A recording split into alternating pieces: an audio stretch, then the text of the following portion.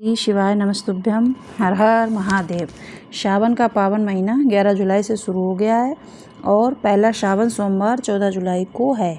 आज है पहले सावन के सोमवार में व्रत किस प्रकार से करना है, किन नियमों का पालन करना है, व्रत रखने से क्या लाभ होता है और सरल पूजन विधि के साथ साथ व्रत कथा भी हम आपको इस वीडियो में बताने वाले हैं। इसलिए वीडियो अंत तक देखें ताकि किसी भी प्रकार की जानकारी आपसे मिस ना हो।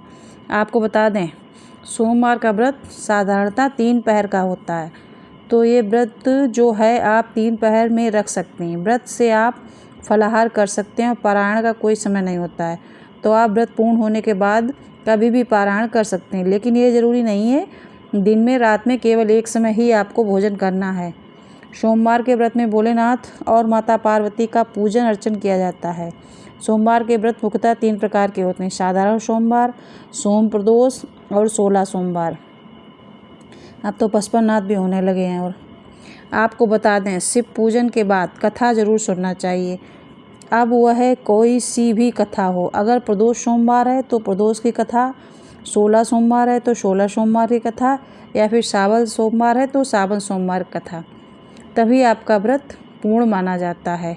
और वैसे नॉर्मली भी जो प्रदोष सोम और 16 सोमवार और ये सावन सोमवार के अलावा बहुत से लोग जो 12 हर पूरे साल सावन, और जैसे हम लोग कोई थर्सडे व्रत रहता है गुरुवार का, कोई शुक्रवार का, वैसे ही सोमवार का व्रत भी बहुत लोग रहते हैं। तो उसमें भी आप सोमवार व्रत की कथा सुनिए, तभी आपका व्रत पूर्ण माना जाता है। इसलिए हम आपको इस वीडियो में कथा भी बताएंगे, इसलिए आप वीडियो अंत तक देखें ताकि कोई भी जानकारी आपसे ना छूटे। अब श्रावण सोमवार जो 14 जुलाई आज है, आज है, इसमें व्रत से जुड़े हुए नियम हैं। पूजन किस प्रकार से करना है, ध्यान से सुनिएगा। श्रावण सोमवार का व्रत रखने का आपको सुबह संकल्प लेना है। सुबह स्नान आदि कर भोले बाबा की पूजन अर्चन करना है। फिर हाथ में फूल और अक्षत लेकर व्रत का संकल्प लें। सावन सोमवार का व्रत रखने पर विभिन्न विधिवत भोलेनाथ की पूजन अर्चन करें। जिस प्रकार से भी आप पूजन करते हुए आए हैं उस प्रकार से आप पूजन अर्चन कर सकते हैं।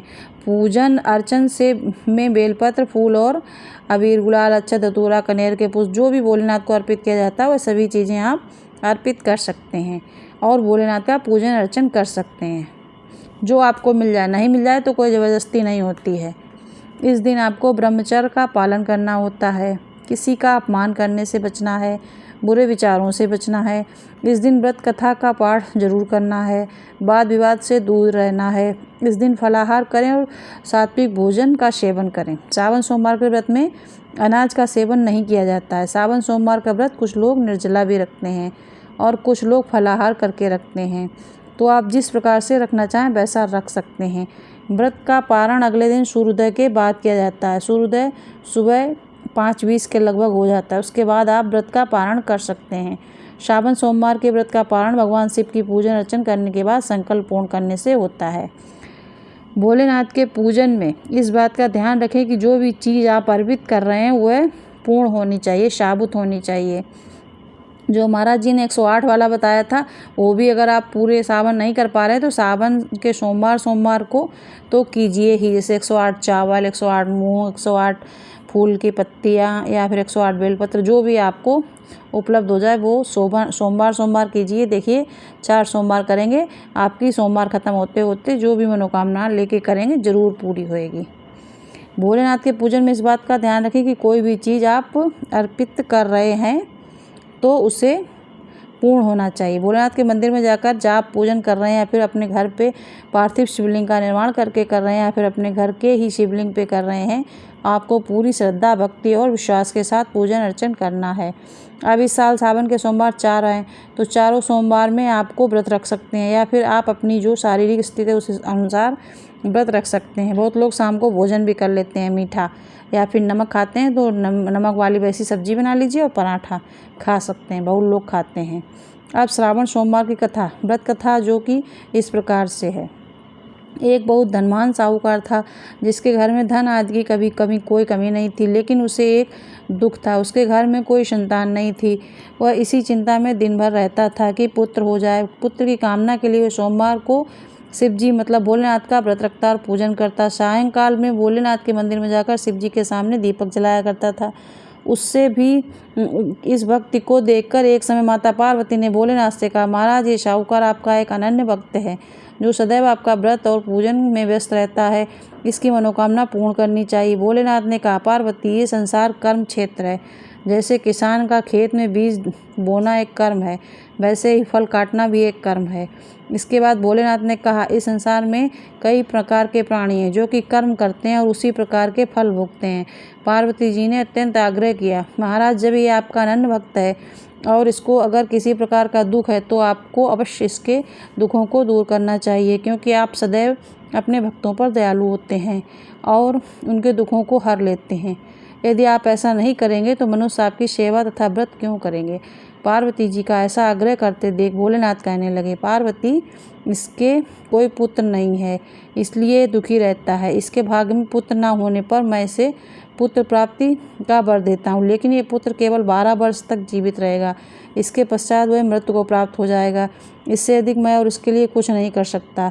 यह सब बातें साहूकार भी सुन रहा था, जिसे सुनकर उसे न प्रसन्नता हुई न उसे दुख हुआ। वह पहले जैसे ही भोलेनाथ का व्रत और पूजन करता रहा। कुछ समय बीत जाने के बाद साहूकार की स्त्री गर्भवती हो गई।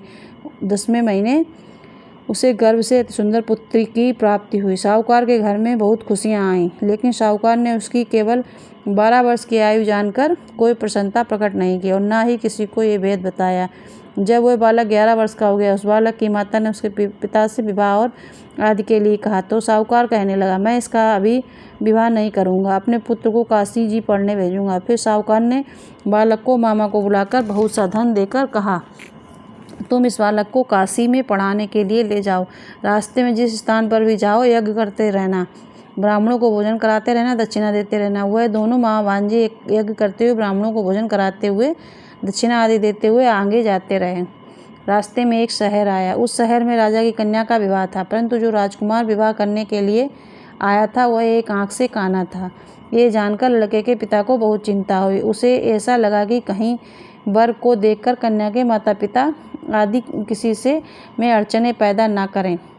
इस कारण उसने अति सुंदर सेठ के लड़के को देखा। उसका मन में विचार आया, क्यों न द्वार के समय उस लड़के से वर का काम चलाया जाए। ऐसा विचार करके पिता ने उस लड़के को उसके मामा से बात की और वे राजी हो गए। फिर उस लड़के को नए कपड़े पहनाकर घोड़ी पर चढ़ाकर दरवाजे पर ले गए।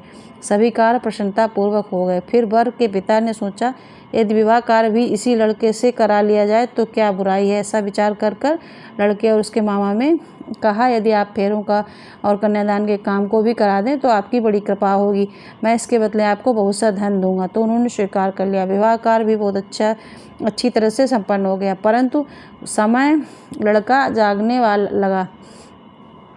जिस समय लड़का जाने लगा उसने राजकुमारी की चुन्नी के पल्ले पर लिख दिया, तेरा विवाह तो तेरे मेरे साथ हुआ है, परंतु जिस राजकुमार के साथ ये तुम्हें भेजेंगे वो एक आँख से काना है। मैं काशी पढ़ने जा रहा हूँ।